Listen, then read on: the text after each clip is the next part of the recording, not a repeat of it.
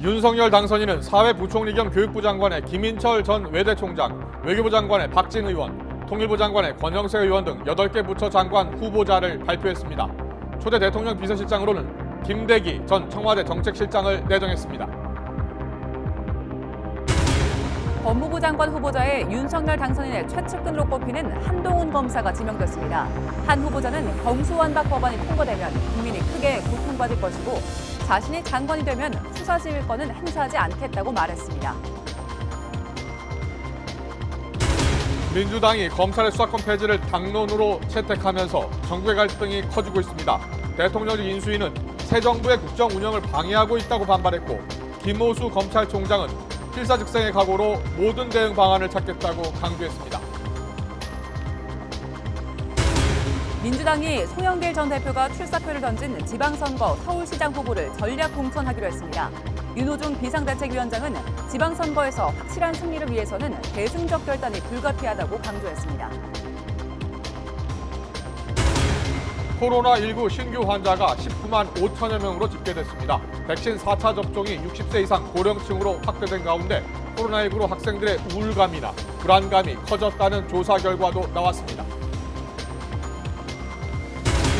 미국의 지난달 물가가 40여 년 만에 최대폭인 8.5% 급등했습니다. 코로나에 우크라이나 전쟁에 따른 유가 급등까지 영향을 미쳤는데 다음 달 미국 연방준비제도가 금리를 한꺼번에 0.5% 올릴 가능성이 커졌습니다. 민주노총이 서울 종묘공원에서 노동권 보장을 촉구하는 대규모 기습 집회를 열었습니다. 경찰은 인수위 주변을 포함해 종로와 광화문, 서울광장 등의 대규모 차벽과 임시검문소를 설치했습니다. 뉴스큐 잠시 뒤에 뵙겠습니다.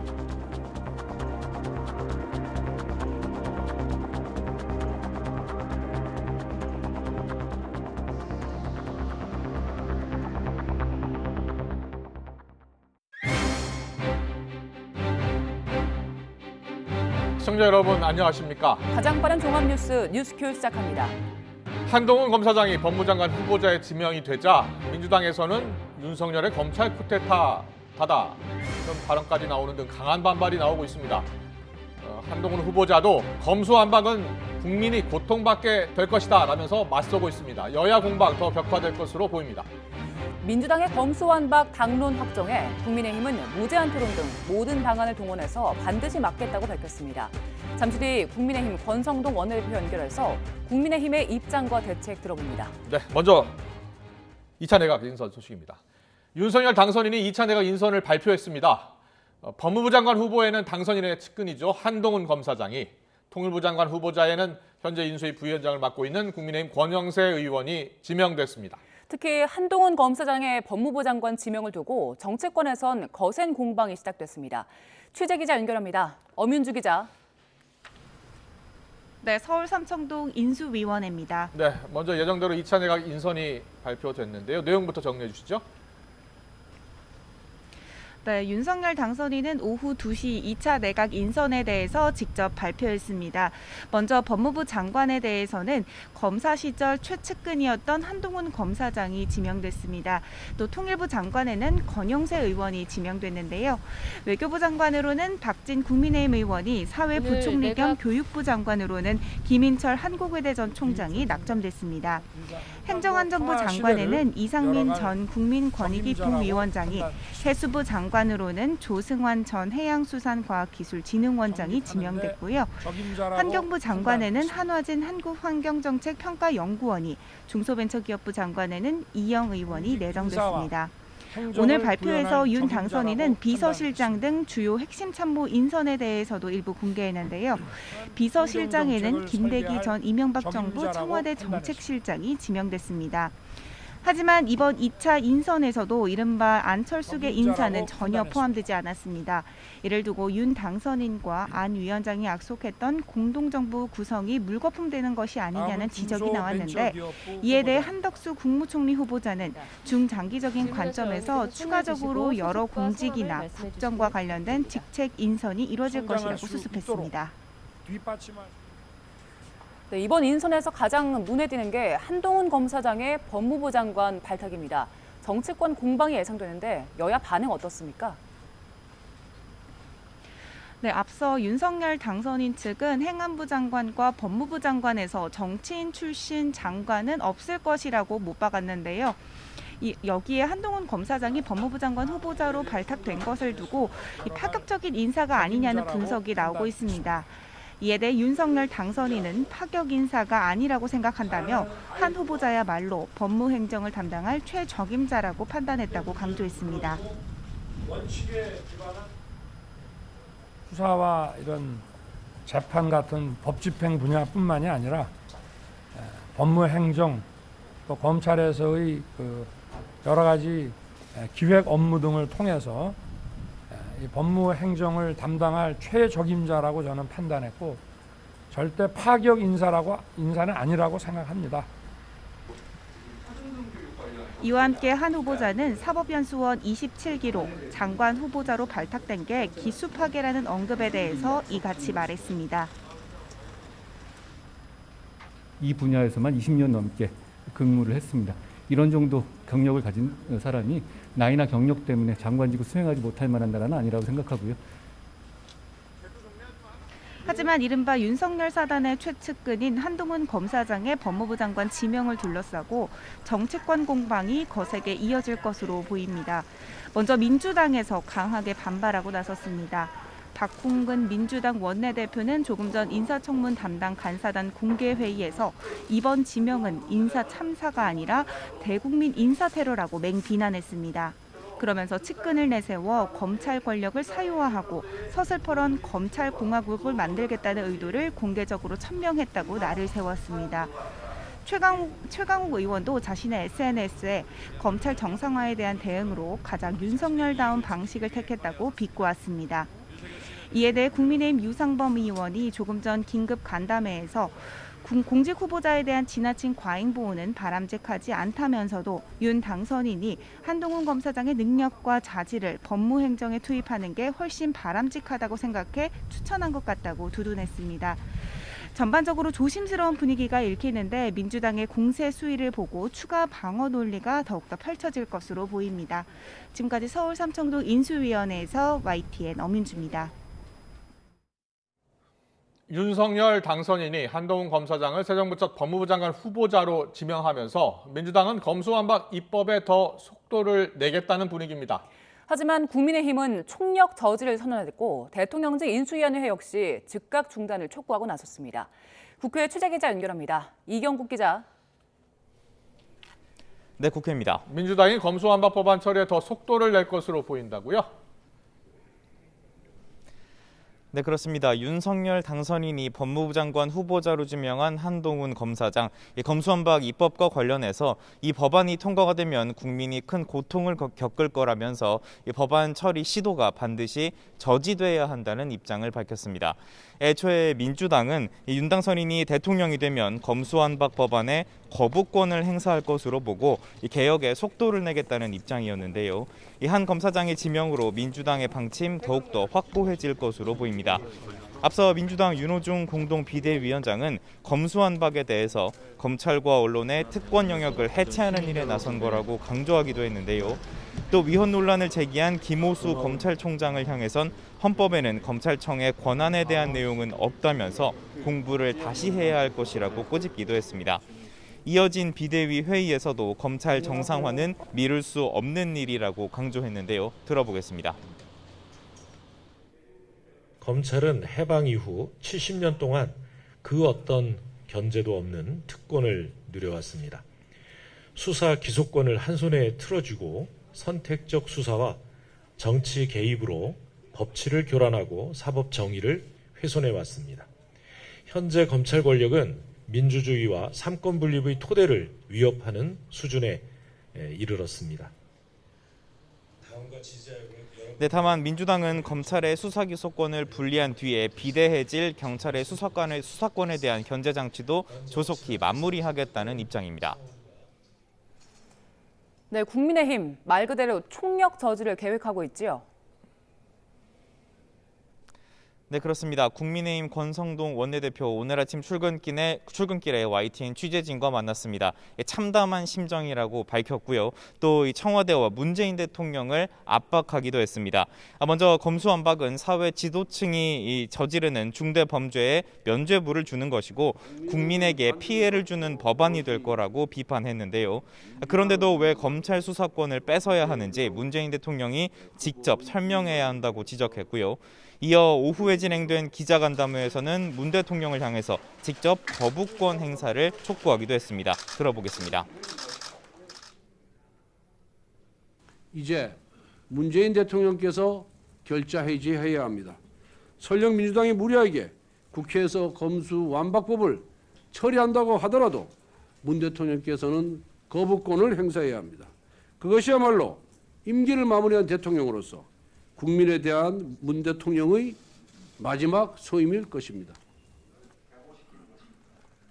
네, 국민의힘은 충분한 논의가 필요한 상황인 만큼 필리버스터 등의 수단을 동원해서 4월 법안 처리를 총력 저지하고 동시에 국민에게 법안의 부당함을 알리기 위해서 대대적인 여론전도 진행한다는 계획입니다.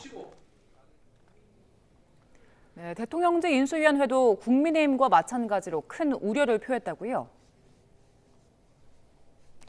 네, 그렇습니다. 인수위는 이 민주당이 진행 중인 이 검수완박 입법 추진 즉각 중단해야 한다면서 검사에게 영장 신청권을 부여한 이 헌법 취지에 반하는 헌법 파괴 행위라고 비판했습니다.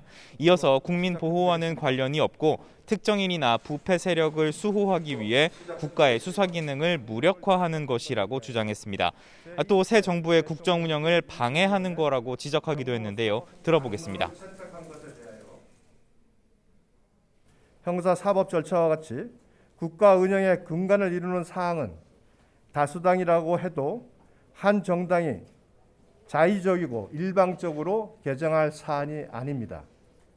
대통령 선거로서 확인된 민의에 불복하는 것이라고 하지 않을 수 없습니다. 속도를 내려는 민주당과 제동을 걸고 나선 국민의힘과 인수위, 향후 법안 처리 과정에서 신구 권력 간의 전면전이 불가피하다는 관측도 나오고 있습니다. 지금까지 국회에서 전해드렸습니다.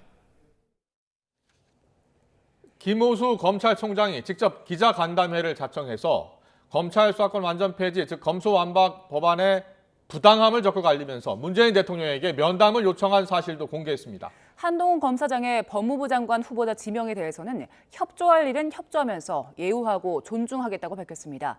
검찰 취재기자 연결합니다. 우철희 기자. 네, 대검찰청입니다. 김호수 검찰총장이 기자간담회를 자청했습니다. 검수완박 법안의 부당함에 대해서 거듭 밝혔죠? 네, 그렇습니다. 김호수 검찰총장은 조금 전인 오후 3시 대검찰청 기자실로 직접 내려와서 기자간담회를 가졌습니다. 검수완박 법안의 부당함을 조목조목 밝히면서 대국민 설득에 나선 겁니다. 무엇보다 김 총장은 오늘 정식으로 문재인 대통령에게 검수완박 법안과 관련한 면담을 요청했다고 밝혔습니다. 저는 오늘 정식으로 대통령님께 지금 현안과 관련해서 여당인 민주당에서 당론으로 확정한 검사 수사기능 전면 폐지 법안과 관련해서 면담을 요청하였습니다.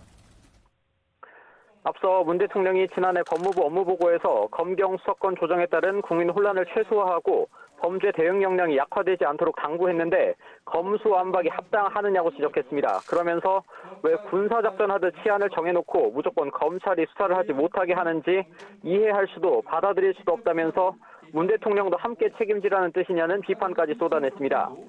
또 헌법에 검찰청의 권한과 관련한 내용이 없다면서 헌법 공부를 다시 하라는 더불어민주당 윤호중 공동비상대책위원장의 발언에 대해서도 거듭 반박했습니다.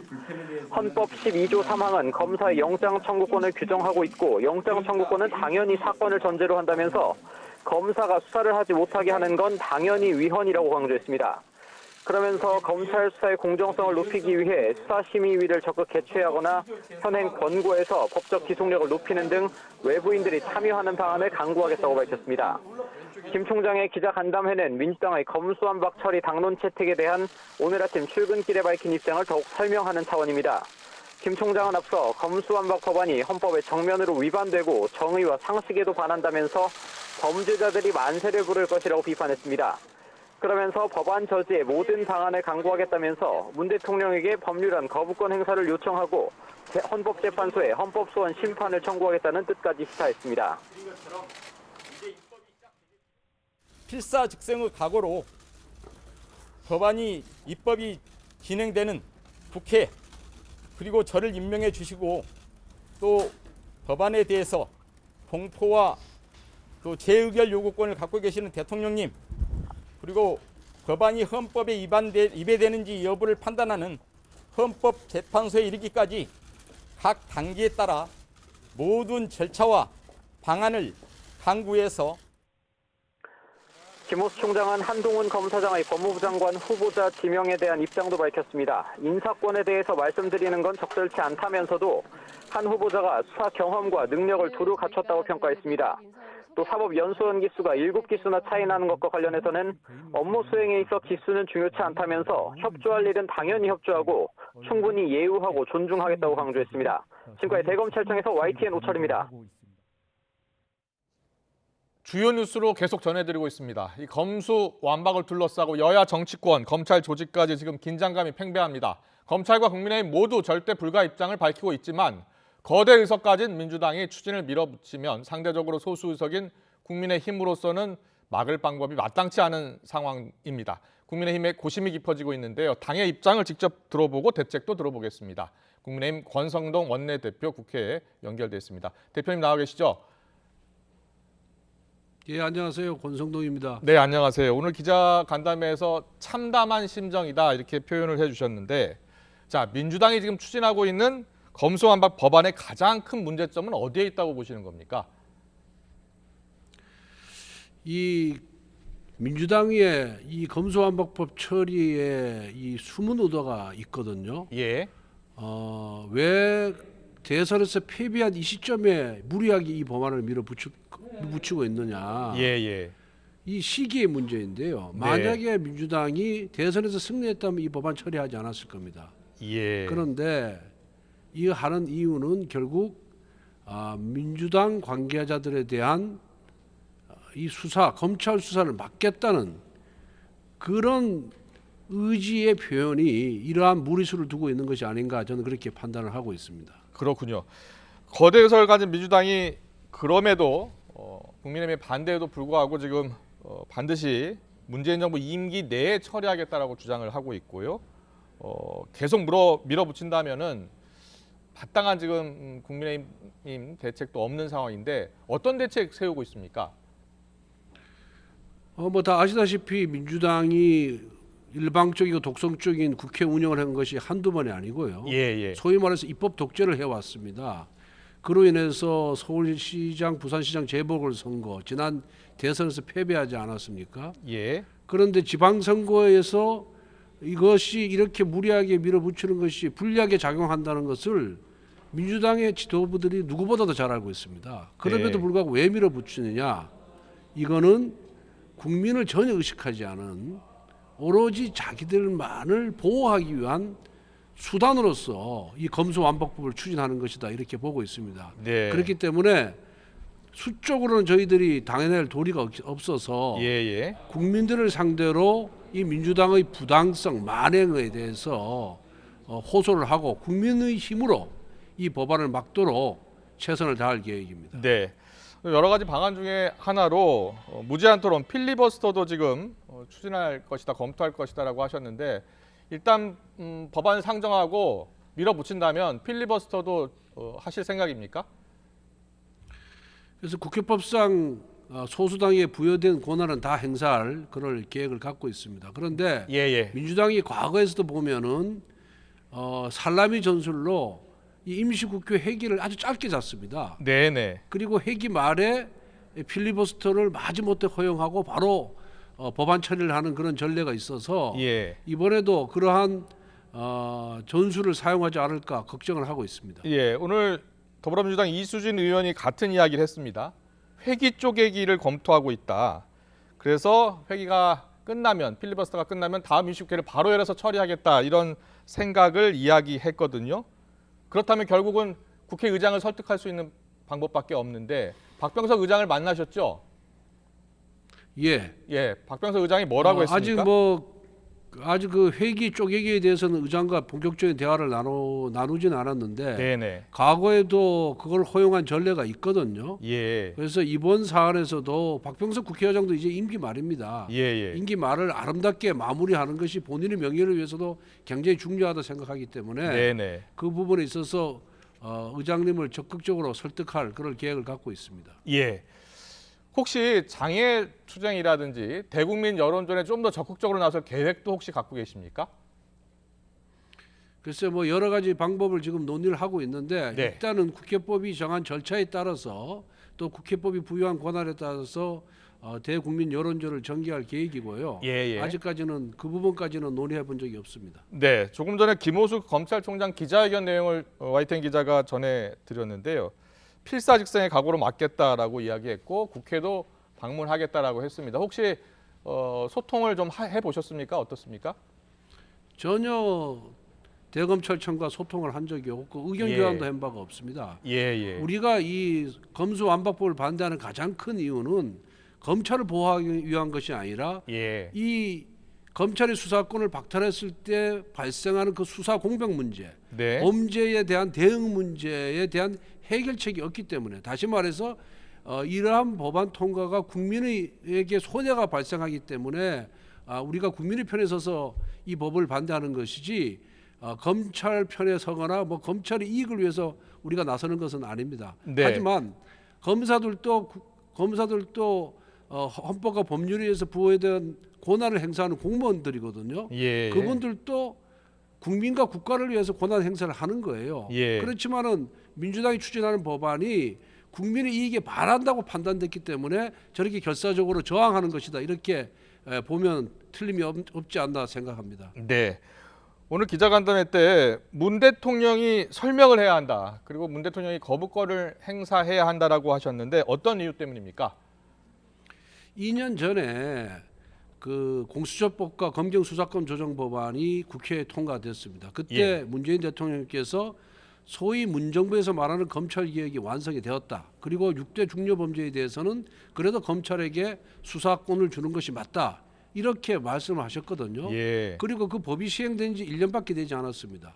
그 1년 전과 지금의 상황에 있어서 변화가 전혀 없거든요. 그런데 문재인 정부와 민주당이 이 검수완박법을 강행 처리하려고 하고 있으니까 그러면은 검찰개혁이 완성되었다고 하는데 그게 미완의 개혁이고 이제 완성된 개혁을 위해서 검수완박법을 검찰 수사권을 박탈하겠다는 이 법안을 통과시키겠다고 한다면은 그 사이에 어떤 상황 변화가 있었는지 그래서 국민에게 그 상황 변화에 대해서 설명을 하고 국민들이 납득할 수 있는 그런 이해를 구하는 것이 저는 대통령의 당연한 도리라고 생각하거든요. 그런데 대통령께서 지금 아무 말씀이 안 계세요. 그렇기 때문에 대통령의 그런 답변을 요구하는 것이고 대통령께서 국민을 납득할 수 있는 답변을 내놓지 못한다면은 당연히 자가당착하게 자기 모션에 걸리기 때문에 이 법안에 대해서는 거부권을 행사하는 것이 맞다라고 저희들이 주장하는 겁니다. 민주당의 주장을 보면요. 검찰의 특권, 무소불위의 검찰의 특권, 권력을 거둬야 한다. 그래서 폐지를 해야 한다. 그 시기는 지금이어야 한다라는 주장을 하고 있는데요. 이 주장에 대해서는 어떻게 보세요? 벌써 민주당이 공수처 설치하고 검경수사권 조정할 때 그 주장 다 했거든요. 그러면서 민주당도 검찰의 특권을 다 걷어냈다. 이렇게 주장을 했습니다. 다만 중대범죄, 6개 중대범죄에 대해서는 경찰의 수사 역량이나 수사 인원이 부족하기 때문에 또 공수처가 아직 발족되지 않았기 때문에 이 부분에 대해서 남겨놔야 된다고 생각했거든요. 주장을 했거든요. 그런데 그때나 지금이나 똑같아요, 상황은. 그런데 공수처가 제 역할을 못하고 있지 않습니까?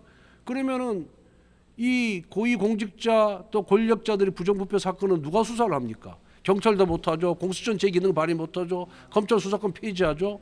그러면은 그런 고위공직자들이 부정부패 범죄가 대해서 면죄부를 주는 꼴이 되는 거예요. 그럼 대한민국은 무법천지가 되는 거죠. 언제 뭐 일반 서민들이 일반 국민들이 그런 범죄를 저지릅니까? 다 고위직에 있는 사람들이 저지르는 거죠. 그렇기 때문에 이것은 결국 국민에게 손해를 끼치는 것이고 국가기관 회의에 근본적 요인이 되는 것이기 때문에 이건 국민의 편에 서서 이건 절대적으로 막아야 된다라고 저희들이 주장하는 겁니다. 검찰 수사권 폐지와 관련해서 송영길 전 대표가 얼마 전에 경찰이 수사하면 되지 않느냐 이런 발언을 했는데 여기에 대해서는 어떤 생각이세요? 경찰이 부정부패 범죄에 대해서 제대로 된 실적을 낸 적이 있습니까? 아직까지 그런 수사를 할 만한 역량도 부족하고 수사 인원도 부족합니다. 예. 일반 민생 치안 범죄에 대한 수사도 지금 제대로 처리하지 못하고 있는 실정이거든요. 예. 그야말로 송영길 대표는 말장난을 하고 있는 것이다 이렇게 보면 될 것입니다. 예. 혹시 민주당에서 이와 관련해서 협의를 제안한 적이 있습니까? 전혀 없었고요. 오히려 네. 제가 이게 국가의 형사 시스템의 근본을 건드는 문제고 예. 이거를 다루는 문제이기 때문에 충분한 시간을 갖고 논의를 하자. 네네. 그리고 이거는 국회만이 결정할 수 있는 것이 아니라 국민 모두에게 적용되는 그런 시스템에 관한 문제이기 때문에 전문가라든가 또 이 법과 관련 있는 모든 분들을 논의에 참여시키자라고 예. 주장을 했는데 네네. 거기에 대해서 아무런 답변이 없고요. 이렇게 중대한 국가 형사 시스템에 관한 문제를 예. 어떻게 한 달 만에 졸속으로 처리하겠다는 겁니까? 아. 이건 있을 수 없는 얘기입니다. 예. 선진국에서 보면은 이거 웃을 일이에요. 예. 선진국에서는 형사소송법의 규정 하나를 바꾸는데도 최소한 5년에서 10년 동안 논의를 합니다. 아. 그런데 민주당은 이렇게 중대한 문제를 한 달 만에 졸속으로 처리한다 그러면서 또 어디서 중대범죄에 대한 수사를 담당하냐 그러니까 예. 중대범죄 수사청을 만들겠다 그래. 근데 중대범죄 수사청을 3개월 후에 만들겠다 그럽니다. 네. 그럼 그 사이 공백은 누가 메우는 겁니까? 그리고 중대범죄 수사청이 그리고 제대로 된 수사 능력을 보일 때까지는 상당한 또 시간이 필요하거든요. 예. 그 사이에는 완전히 수사 공백이 일어나는 겁니다. 예. 그렇게 TF를 구성하자 이런 국민의힘의 제안에 대해서 민주당이 지금 시간 끌기다 이런 입장입니다. 그러면서 새 정부가 출범하면 윤 당선인이 무조건 거부권 행사할 것 아니냐 이런 생각 갖고 있는 것 같은데요. 그렇지가 않고요. 여야가 예. 합의를 하면은 어떻게 대통령이 거부권을 행사하겠습니까? 그리고 윤석열 대통령이 검찰 출신이기 때문에 대통령의 취임한 이후에 검찰을 이용해서 정치 탄압을 할 것이다. 이렇게 지금 우려를 하고 있는데 이건 일어나지도 않는 상상의 일이거든요. 예. 그래서 일어나지도 않는 상상의 일을 가정해서 법을 만들자 이거는 맞지가 않는 얘기죠. 네. 오늘 발표된 내각 인사 잠시 짚어보고 여쭤보고 마감하겠습니다. 가장 눈에 띄는 인사가 법무부 장관직에 지명된 한동훈 검사입니다. 지금 언론의 한마평에도 안 올랐었는데 갑자기 지명돼서 놀라신 분들이 많더라고요. 혹시 사전에 들으신 적 있습니까? 저도 오늘 아침에 들었습니다. 네. 보통 예상 밖 인선이 아니냐라는 분석이 많던데 혹시 원내대표님도 예상 밖 인선이라고 생각하십니까? 통상의 기준으로 보면은 예상 밖의 인사가 아닌가 이렇게 생각이 듭니다. 왜냐하면은 예. 검찰총장이 사법연수원 20기인데 그 기수 한참 후배가 장관으로 간 예가 그렇게 예. 많지는 않거든요. 예. 그런 차원에서 보면은 예상 밖의 인사라고 평가할 수도 있을 것 같고 예. 하지만 전문성이나 능력을 보면은 법무부 장관을 충분히 할 수 있는 그런 분이다 이렇게 생각을 하고 있습니다. 네, 윤 당선인과 워낙 인연이 깊고 또 과거 추윤 갈등이 연상되기도 합니다. 그래서 민주당이 이제 극렬하게 반발할 것 같은데 청문회 통과는 일단 쉽지 않을 것 같거든요. 어떻게 보세요? 글쎄요, 민주당이 왜 반발을 해야 되는지 그 이유를 모르겠습니다. 민주당 정권 5년 내내 5년 아니지만 한 3년 동안 소위 그 정치 검찰로 인한 피해를 본 사람이 한동훈 검사장이고요. 네. 또 민주당이 한동훈 검사장에 대해서 서울중앙지검장이나 검찰총장 임명은 공개적으로 반대를 했습니다. 예. 그래서 본인들이 요구하는 조건을 다 수용해서 법무부 장관을 임명했는데 그걸 갖고 반대한다 그런다면은 한동훈 검사장은 공직을 맡으면 안 된다는 그런 결과밖에 안 되기 때문에 네네. 민주당의 주장은 저는 합리적이다 이렇게 생각하지 않습니다. 예. 민주당에서는 지금 입장이 이렇게 나왔습니다. 한동훈 법무장관 지명이 결국은 역설적으로 검찰개혁의 정당성을 입증해 주는 것 아니냐 이런 주장을 펴고 있습니다. 민주당의 이런 입장에 대해서는 어떤 생각이세요? 그래서 어떤 의미에서 검찰개혁의 정당성을 입증하는 건지 예. 저는 잘 이해할 수가 없습니다만은 예. 민주당이 죄도 없는 한동훈 검사를 3년 동안 수사를 하면서 괴롭혔거든요. 예. 그리고 온갖 군데 좌천을 시켰습니다. 거기에 대한 반성과 사과가 선행이 돼야 되지 않나 저는 그렇게 생각하고 있습니다. 예. 민주당에서는 뭐 개혁 후퇴뿐만 아니라 어제 보니까 보복 수사 우려 여기에 대해서 강경론이 이렇게 득세를 하면서 당론으로 확정됐다라는 뉴스가 많이 전해지고 있습니다. 민주당 내 분위기에 대해서는 어떻게 보세요?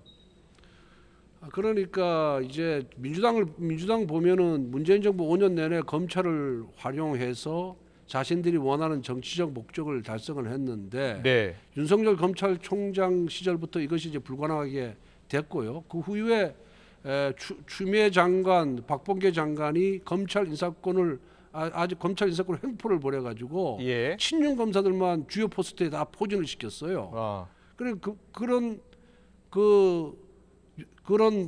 민주당 검찰이 얼마나 윤석열 후보를 괴롭혔습니까? 그리고 예. 윤석열 후보의 부인을 얼마나 괴롭혔습니까? 또 한동훈 네. 검사를 얼마나 괴롭혔습니까?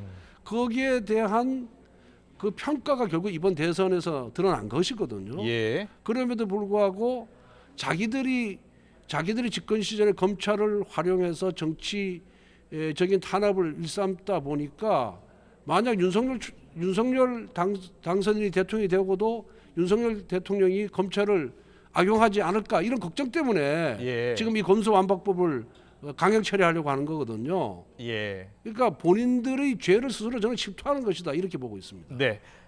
마지막 질문 드리겠습니다. 정의당의 여영국 대표가 윤석열 당선인이 정치 보복을 하지 않겠다, 보복 수사하지 않겠다라는 입장을 밝히고 천명하는 게 필요한 것 아니냐라는 이야기를 했습니다. 이런 생각에 대해서 어떤 입장이십니까? 정의당 여영국 대표께서 이 검수완박법에 대해서 예. 완곡하게 반대 의사를 표시했죠. 시기와 방식과 내용이 적절하지 않다라는 그런 언급을 하셨는데 저는 정말로 그 적절한 지적이다 예. 이렇게 보고 있고요. 예. 모든 시스템이라든가 법안은 당리 당략뿐만 아니라 당리 당략 기준에서 모든 것을 판단하면 안 됩니다. 이것이 입법이 됐을 때 국민의 이익이 되느냐, 손해가 네. 되느냐 이런 차원에서 뭐 결정을 하면은 결국은 국민으로부터 사랑받는 그런 정치인 정당이 될 것이다 이렇게 보고 있습니다. 네, 알겠습니다. 여기까지 듣겠습니다. 국민의힘은 지금 검수완박 반드시 저지하겠다는 입장인데요. 권성동 원내대표와 함께했고요. 그리고 이제 민주당의 입장도 들어보겠습니다. 박홍근 원내대표 시간이 잡히는 대로 이야기 들어보겠습니다. 오늘 말씀 잘 들었습니다. 고맙습니다.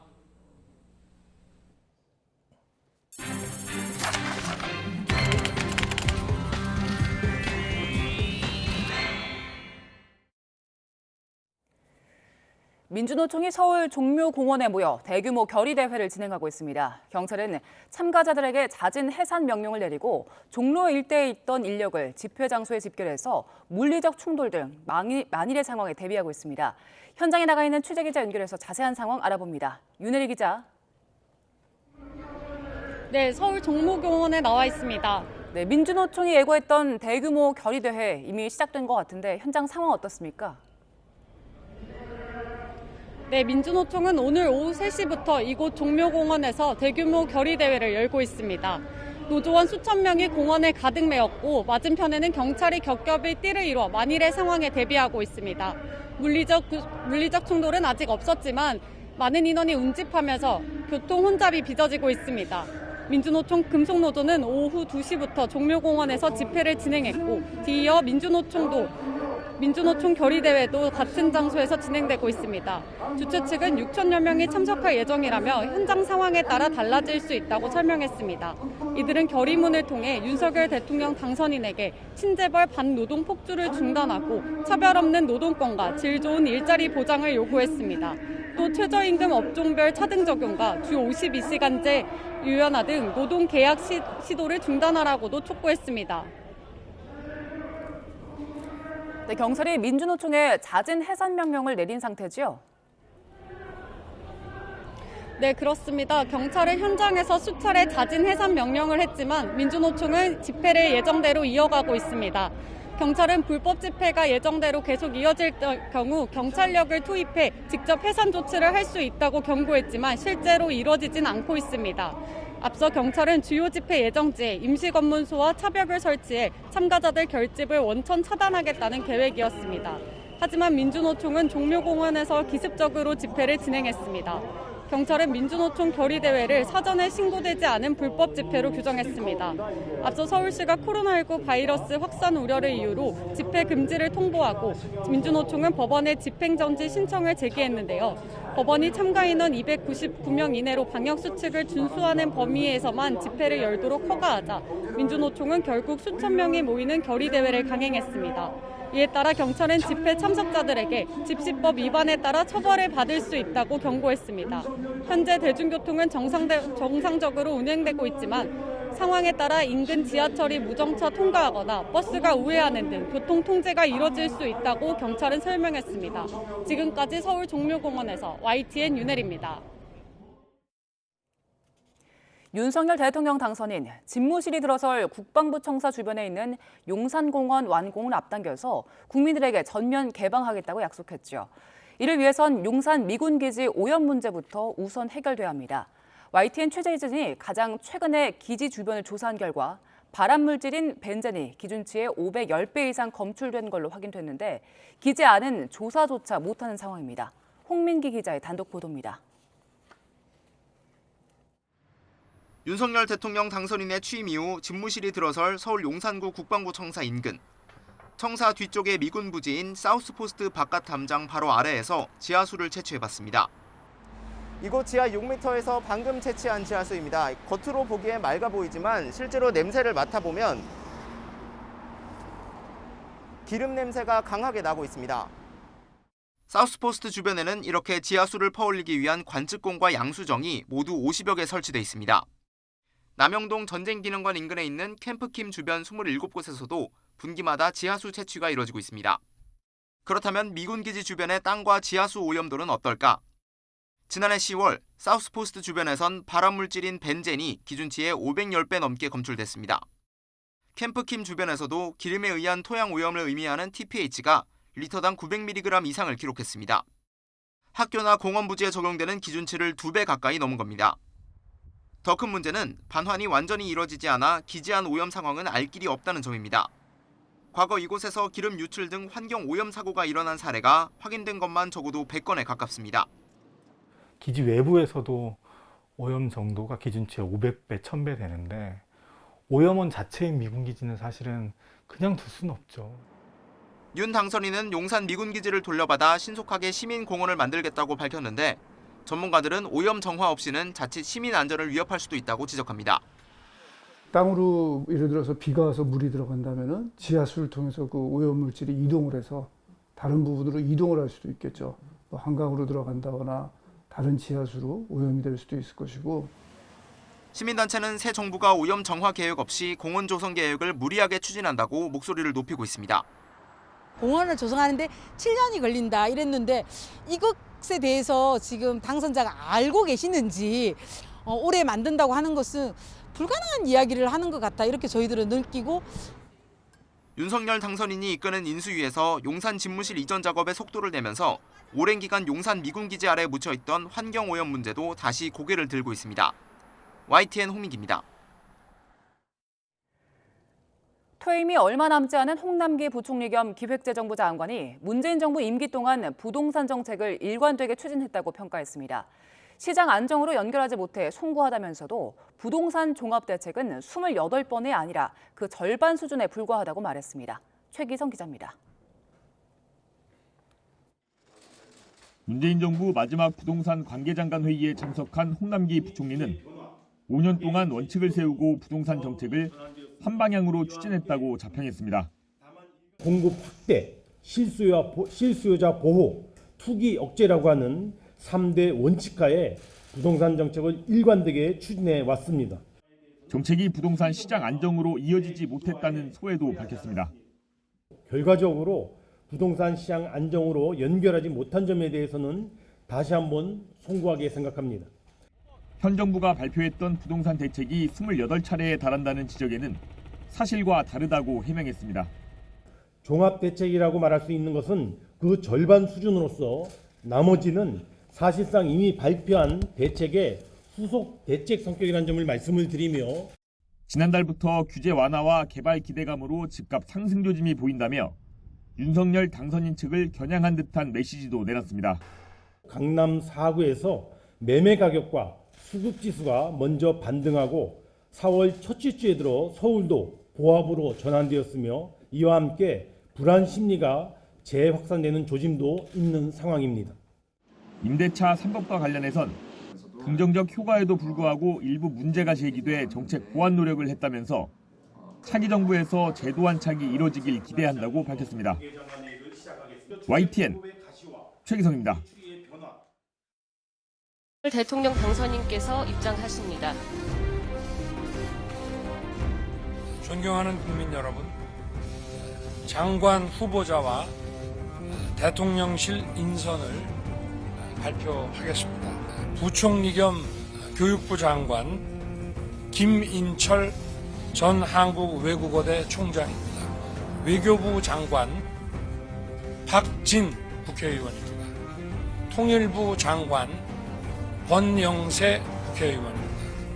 법무부 장관 한동훈 사법연수원 부원장입니다. 행정안전부 장관 이상민 전 국민권익위 부위원장입니다. 환경부 장관 한화진 한국환경연구원 명예연구위원입니다. 해양수산부 장관 조승환 전 해양수산과학기술진흥원장, 중소벤처기업부 장관 이영 국회의원입니다. 대통령 비서실장 김대기 전 청와대 정책실장입니다.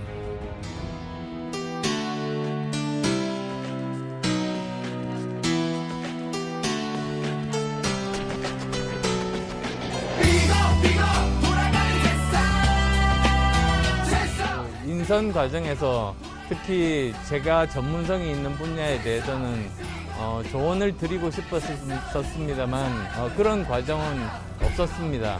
공동정부, 공동국정운영이라는 점이 다소 반영이 안 돼 있다면 앞으로도 우리가 직책에 대한 후보를 선정하고 하는 과정에서 계속 검토가 될 거다 하는 말씀을 드립니다.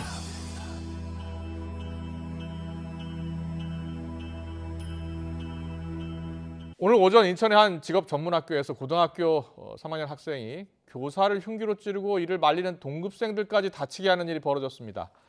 잠을 자는 자신을 깨우는 교사에게 화가 나서 훔친 흉기로 범행을 저지른 것으로 조사됐습니다. 취재기자 연결합니다. 정현우 기자. 네, 사회일보입니다. 정 기자, 오늘 언제 이 사건이 일어난 겁니까? 네, 오늘 오전 학교 수업 시간에 발생한 일입니다. 오전 10시 반쯤에 인천 남동구에 있는 직업 전문학교에서 일어난 사건입니다. 위탁교육이 진행되는 게임 콘텐츠 강의실에서 고등학교 3학년 학생 A군이 갑자기 흉기를 휘두른 겁니다. A군은 수업 시간에 40대 교사 B씨의 가슴 부위를 찔렀고 자신을 저지하던 동급생들도 손을 다치게 했습니다. 끝내 제압당한 A군은 신고를 받고 출동한 경찰에게 체포당했습니다. A군은 경찰 조사에서 수업 시간에 잠을 자고 있었는데 B 교사가 자신을 깨워서 갑자기 화가 나 범행을 저질렀다고 진술한 것으로 전해졌습니다. A군은 B 교사가 잠을 깨우자 교실 바깥으로 나와서 상점에서 흉기를 훔친 뒤 다시 교실로 돌아와서 범행을 저지른 것으로 조사됐습니다. 다친 교사는 병원으로 옮겨졌고 다행히 생명엔 큰 지장이 없는 것으로 전해졌습니다. 경찰은 추가 조사를 거쳐서 A군에 대해 구속영장을 신청할 방침입니다. 지금까지 사회부에서 전해드렸습니다. 주차 문제로 이웃에게 협박 쪽지를 받았다는 내용의 고소장이 접수돼 경찰이 수사에 나섰습니다. 충북 청주 상당경찰서 등에 따르면 청주시 가덕면의 한 마을에서 공터 주차를 문제 삼으며 협박했다는 내용의 고소장을 접수하고 사실관계를 조사하고 있습니다. 고소인은 최근 자신의 승용차 차창에 사람을 죽이고 교도소에 다녀왔다. 집 앞에 주차하지 않기를 부탁한다. 안 그러면 다 죽는다는 내용이 담긴 쪽지를 발견한 걸로 전해졌습니다. 음주운전 의심 차량에 중학생이 치여 숨지는 사고가 발생했습니다. 어젯밤 10시쯤 부산 구포동에서 30대 A씨가 몰던 SUV 차량이 마트 주차 차단기를 들이받은 후 지나가던 중학생 B군을 치는 사고가 났습니다. 이 사고로 B군은 병원으로 이송됐지만 결국 숨졌습니다. 생활고를 이유로 초등학생 아들 2명을 살해한 혐의를 받는 40대 엄마가 구속 상태로 검찰에 넘겨졌습니다. 김 씨는 자수한 이유와 별거 중 남편의 도움을 받았는지 등에 대한 취재진의 질문에 아무 답도 하지 않고 호송차에 올랐습니다. 김 씨는 지난 5일 서울 금천구 시흥동에 있는 다세대 주택에서 각각 8살과 9살인 두 아들을 살해한 혐의를 받고 있습니다.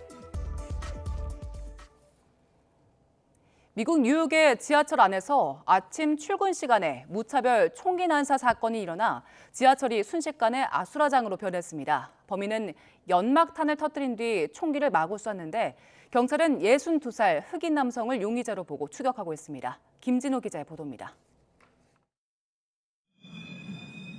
전동차 문이 열리자 비명과 함께 사람들이 쏟아져 나옵니다. 전동차 안에서는 매캐한 연기가 쉼없이 뿜어져 나옵니다.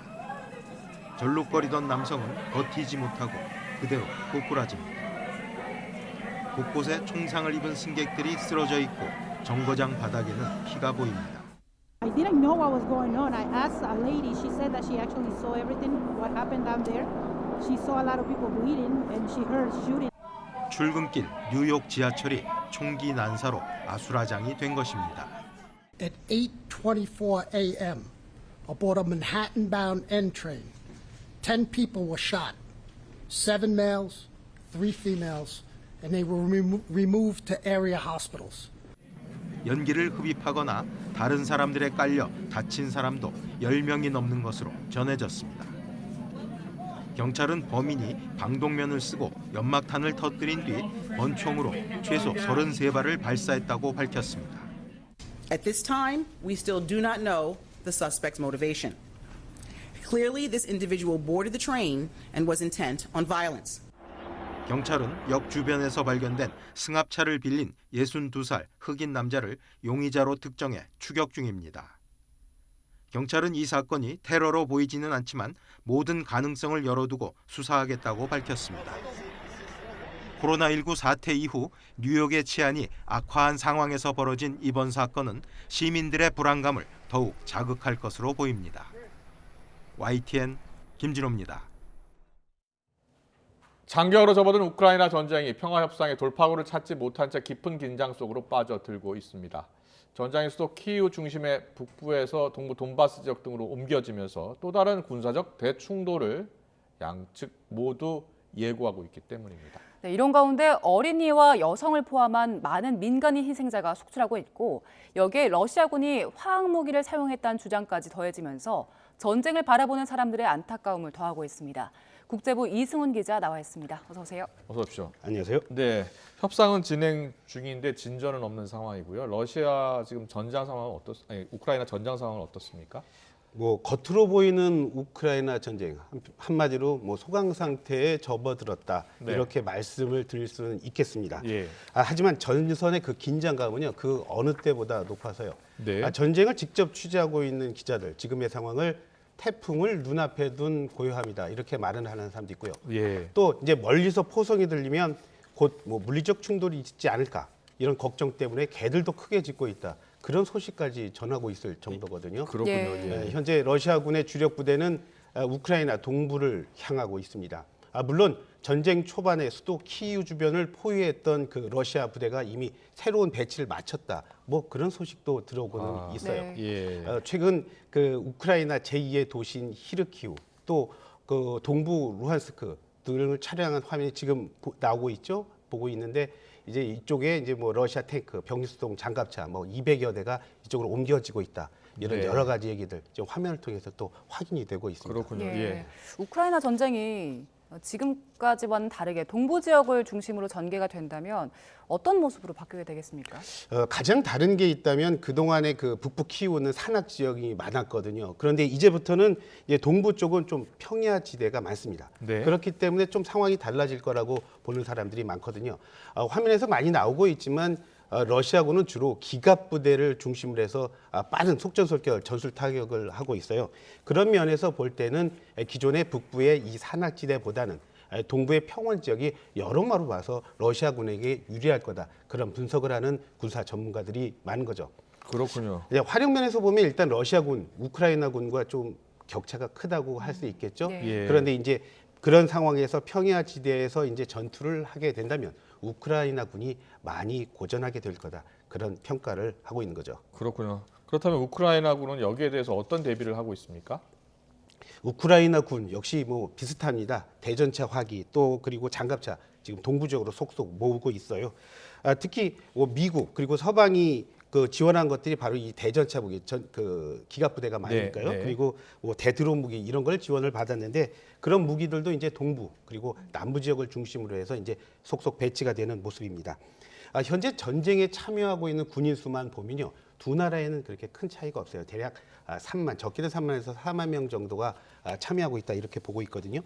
자, 그런 면에서 볼 때는 이제 우크라이나 동부에 있는 군인들은 사실 그 전에 친러 세력들이랑 계속 전쟁을 해오던 군인들이라거든요.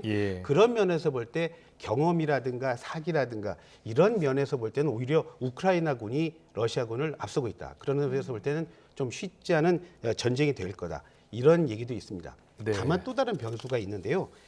돈바스 지역을 중심으로 한 이 동부 지역, 이곳은 친러 세력이 있던 곳 아닙니까? 그리고 러시아 사람들이 많이 살고 있어요. 현지 경찰을 통해서 주요한 정보들이 러시아로 뭐 향하고 있다. 이런 얘기들을 하고 있어요. 현지 그 군사령관이 이런 말을 했거든요. 그 말을 그대로 옮겨보면 동부 전선에서는 러시아 군과 싸우고 있고 내부에서는 점령군을 돕는 이들과 또 다른 전쟁을 하고 있다. 이런 말을 할 정도니까요. 이런 여러 상황으로 미뤄봤을 때 이제 동부 전선에서 예고한 이번 우크라이나 전쟁은요. 지금까지 다른 여러 변수 속에서 진행될 가능성이 굉장히 큽니다. 또 그만큼 민간인의 커다란 피해로 이어지지 않을까 그런 걱정이 더욱 커지고 있습니다. 네, 이렇게 러시아군의 대공세를 앞두고 미국이 우크라이나에 대한 무기를 추가로 지원한다고요? 예, 그 소식이 들어와 있어요. 그러니까 미국이 공식적으로 밝힌 그 추가 지원 규모는 7억 5천만 달러입니다. 우리 돈으로 하면은 약 9,200억 원 정도가 좀 넘겠는데요. 자, 이 돈으로 어떤 무기를 어떻게 지원하겠다. 이 말은 아직 나오지는 않았어요. 대략적인 추정은 가능합니다. 뭐 곡사포 이런 중화기 그리고 러시아의 어떤 비행기 공격을 막기 위한 뭐 스팅어 지대공 미사일 그동안에 이제 효과가 컸으니까요. 이런 것이 이 정도의 지원이 되지 않을까 이렇게 예상을 하는데 거기에서 크게 벗어나지는 않을 것 같아요. 그동안의 상황을 보면은 대략적으로 그런 무기 지원이 많았거든요. 참고로 이제 러시아의 침공이 시작된 게 지난 2월 24일이었지 않습니까? 2월 24일 이후에 지금까지 미국이 우크라이나에 지원한 규모가 약 17억 달러 정도가 돼요. 우리 돈으로 한 2,900억 원 정도죠. 물론 우크라이나 정부 지금까지도 여전히 부족하니까 서방에 좀 도와달라 이런 요청 계속하고 있어요. 이번 돈바스의 전세, 그러니까 동부 지역을 진행되는 예상된 이번 전쟁은 아마 서방이 지금보다 얼마나 많은 공격용 무기를 제공하느냐에 따라서 판가름이 날 거다. 그렇게 얘기하는 전문가들도 있으니까요. 그렇군요. 전황도 달라질 수 있다라는 건데 얼마나 도움을 줄지는 모르겠습니다. 근데 마리우폴이 걱정이에요. 여기서 민간 희생자가 지금 많이 나오고 있는데 러시아가 화학무기를 사용했다라는 이야기도 나오고 있다고요? 예, 그렇죠. 이게 어제부터 이렇게 좀 많이 나온 얘기인데 이제 10,000명 정도가 이제 민간 희생자가 있었다라고 얘기해요. 그 누가 얘기한 거냐면요. 마리우폴 시장이요. AP통신 기자는 직접 전화 연결을 했어요. 전화를 하면서 그 얘기를 했는데 또 이것도 아주 적게 잡아서 그런 거지. 민간인 빼고 거기에서 있었던 뭐 군인들도 있을 거예요. 그 밖에 사람들 다 합치면 한 2만 명 정도의 민간인이 희생됐을 거다. 이런 얘기도 있어요. 그 마리우폴 지금 뭐 화면에 나오고 있는데 지역적으로 참 중요한 곳입니다. 지금 보이는 곳 이렇게 포위된 곳으로 보이죠? 빨갛게 보이는 곳이 저기가 마리우폴이고요.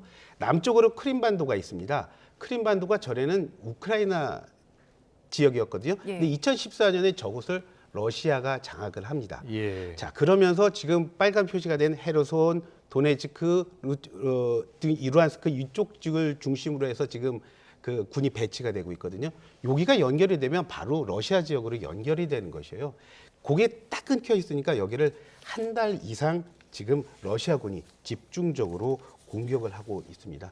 이미 도시는요 90%가 파괴가 돼서 도시 기능을 상실한 상태고요. 또 40만 명의 주민 가운데 현재 남아있는 주민 정도 한 14만 명 정도가 있다고 그래요. 근데 이 사람들 지금 먹을 거 없고요. 물이 다 떨어지고요. 전기 공급 다 끊겨서 생존의 위기에 처해 있습니다. 어제 그곳을 방어하고 있는 그 해병이 SNS에 이런 글을 올렸어요. 이제 더 이상 우리에게 남은 탄약이 없다. 우리 가운데 일부는 죽을 거고 또 남은 사람이 있다면 그 사람은 포로가 될 거다. 이런 소식을 SNS에 정했어요. 그런데 이제 우크라이나 당국은 이거 가짜 뉴스라고 일단은 얘기를 하고 있습니다. 예. 그 아조우연대라고 있거든요. 한때 그 동부 지역에서 친러시아 세력과 맞서던 민병대였는데 현재 정규군으로 편입이 됐어요. 이 예. 사람들이 현재 아주 잘 맡고 있다. 이런 게 네. 우크라이나 당국의 직접적인 얘기입니다. 하지만 이 마리우폴에 지금 말씀하신 이 마리우폴에 화학 무기를 사용했다고 얘기한 사람들도 바로 그 아조 부대거든요. 예. 어떻게 될지 상황은 좀 더 지켜봐야 할 것 같습니다. 네, 러시아군이 화학 무기를 사용했다는 의혹에 대해서 지금 부인하고 나선 거죠, 근데? 러시아요? 예. 뭐 당연하게 예상했던 그 예. 수준이 아닐까 이렇게 보입니다. 다만 하나 주목할 점이 있어요. 뭐냐면 그 화학 무기뿐 아니라 이제 민간인 학살은 없었다라고 주장하고 나선 사람이 다름 아닌 푸틴 러시아 대통령이라는 겁니다. 푸틴 러시아 대통령의 말을 직접 보면요, 대량 살상 무기에 있었다. 이거는 이라크를 미국이 공격했을 때 했던 그 가짜 뉴스와 똑같은 것이다. 이런 말을 했어요. 그런데 지금 말씀드린 대로 푸틴 대통령은요, 우크라이나 전쟁과 관련해서 자기가 직접 얘기한 적은 없어요. 무슨 뭐 국방부 대변인 뭐 이런 사람들이 얘기를 했지 자기가 한 적은 없는데 이렇게까지 직접 나선 거에 대해서 상당히 의미를 부여하는 사람이 많아요. 푸틴 대통령 말을 다시 한번 옮겨볼까요? 우크라이나에서 일어난 일은 비극적인 일이다. 하지만 우리에게는 군사작전 외에는 다른 선택의 여지가 없었다. 군사작전 계획대로 지금 잘 진행되고 있다. 이렇게 말을 했습니다. 푸틴 대통령 말 한마디로 정리해 볼까요? 협상은 없고 계속 우리 전쟁하겠다. 그런 말이라 말씀드린 대로 이번 우크라이나 전쟁을 바라보는 사람들 걱정이 더욱 커지고 있는 겁니다. 네, 외신들을 통해서 화면이 다 공개되고 있고 민간인 희생된 모습들이 다 화면으로 나오고 있는데 민간 희생자가 없다니 이해가 안 되는데요. 그게 바로 뭐 러시아의 지금 현재까지의 그냥 일관된 태도라고 보입니다. 예, 뭐 조작된 증거라는 주장이긴 한데요. 화면에 워낙 명백하게 드러나고 있기 때문에 알겠습니다. 러시아 우크라이나 평화 협상 어떻게 진행되고 있습니까? 지금으로서는 현재 뭐 어떤 진전이 있다 이렇게 말씀드릴 수가 없는 안타까운 상황입니다. 협상은 극도로 어렵다. 러시아가 협상에서 압박 전술을 고집하는 바람에 교착 상태에 빠졌다는 게 우크라이나 대통령실의 현재까지의 공식 입장입니다. 반면 푸틴 대통령은 이런 말을 해요. 우크라이나 대표단 지금 요구사항을 계속 바꾸고 있어서 평화 협상에 진전이 없는 거다 이렇게 주장을 하고 있습니다. 네. 앞서 그 우크라이나가 두 가지 협상안을 사실 제안하면서 예. 5번째 협상에서 제안하면서 굉장히 관심을 받았거든요. 뭐냐면 예. 첫 번째는 우크라이나 안보가 보장된다면 그래 러시아가 원하는 우리 중립국가 한번 생각해 볼 수 있다 이런 제안을 했고요. 두 번째는 아까 말씀드린 크림 반도 넘어가 있지 않습니까? 앞으로 15년간은 그 지위에 대해서 우리 얘기 안 할 수도 있다. 자, 이걸 갖고 우리 한번 협상해 보자 이런 제안을 했어요. 처음에는 러시아가 조금 뭐 이렇게 긍정적으로 대응을 하는 듯한 모습을 보였다가 말씀하신 그 부차에서 민간인 대학생 화면이 들어왔죠. 그리고 지금 또 대공세 준비하고 있죠. 이러면서 지금 입을 꽉 다물었습니다. 알겠습니다. 어떻게든지 우크라이나에 빨리 평화가 찾아와야지 민간인 희생이 없을 텐데요. 걱정입니다. 지금까지 국제부 이승훈 기자와 함께 알아봤습니다. 잘 들었습니다. 고맙습니다. 야구장에 100% 관중 입장이 가능해진 상황에도 관중의 발길은 올해도 뜸해서 경기장 안팎에서 모두 변화가 필요하다는 지적입니다. 신윤정 기자의 보도입니다. 푸이그의 KBO 첫 만루 홈런이 터진 서울 고척 스카이돔. 관중석이 텅 비어 있습니다. 16,000여석 100% 입장이 가능했지만 관중은 불과 774명. 키움이 홈 구장으로 사용한 2016년 이후 최소 관중입니다. 방역수칙 위반과 음주운전 전력의 강정호 영입 등 숱한 사건 사고로 팬들이 떠나고 있다는 지적인데 키움만의 문제가 아닙니다. 같은 날 우승 후보가 맞붙은 잠실에도 고작 6,000명이 찾아 기대를 밑돌았습니다. 개막 이후 12일까지 치러진 45경기 평균 관중 7,600여 명으로 코로나19 이전의 76%에 그치고 있습니다. 역시 야구는 가서 운동장에 가서 갇혀 즐기고 놀고 노래하고 마시고 이런 재미랑 같이 어우러져서 가야 되는데 그런 부분이 뭐 2년가량 넘게 이제 중단이 되다 보니까 팬데믹 여파로 야구장 찾기를 꺼릴 수도 있지만 젊은 층 야구 인기가 예전만 못한 탓도 큽니다. 경기 시간이 너무 길고 엄격한 동영상 저작권 탓에 2030 맞춤형 콘텐츠가 부족하다는 지적입니다. 프로야구 관심도 역시 20, 30대에서만 전체 평균을 밑돌았는데 지난 2013년보다 가장 큰 폭으로 줄었습니다. 즐길 거리가 없다면 떠나간 발길이 되돌아오긴 쉽지 않아 보입니다. YTN 신윤정입니다. 한국 수영의 희망 황선우가 보름여 만에 치른 시즌 두 번째 대회 자유형 100m에서도 가볍게 우승했습니다. 황선우는 제주 종합경기장에서 열린 제주 한라배 전국 수영대회 남자 일반부 자유형 100m 경기에서 48초 57의 기록으로 1위를 차지했습니다. 비구름지로 찬 공기가 유입되며 날이 부쩍 서늘해졌습니다. 오늘 서울 기온은 종일 13도 선에 머물면서 어제 낮보다 13도나 낮았는데요. 내일은 서울 아침 기온 9도로 출발해서 한낮에는 16도까지 올라 오늘보다는 조금 높겠지만 예년보다 2도 낮아 서늘하겠습니다. 현재 충청 이남을 중심으로는 계속해서 비가 내리고 있습니다. 특히 전북에는 시간당 10mm 안팎의 비가 돌풍과 벼락을 동반해서 내리고 있는데요. 비는 내일 아침 대부분 잦아들겠고 제주도만 밤까지 이어지겠습니다. 그 사이 제주도의 최고 60mm, 충청 이남에는 5에서 40mm의 비가 약해졌다 강해지기를 반복하며 내리겠고요. 충청과 전북에는 돌풍과 벼락을 동반한 요란한 비가 내리겠습니다. 서울 등 중북부 지역은 1mm 안팎의 비가 조금 예상됩니다. 내일 아침 기온은 서울 9도, 광주는 13도로 오늘보다 2에서 7도가량 낮겠습니다. 낮 기온은 서울 16도, 대전 18도, 대구는 15도로 오늘과 비슷하거나 조금 높겠습니다.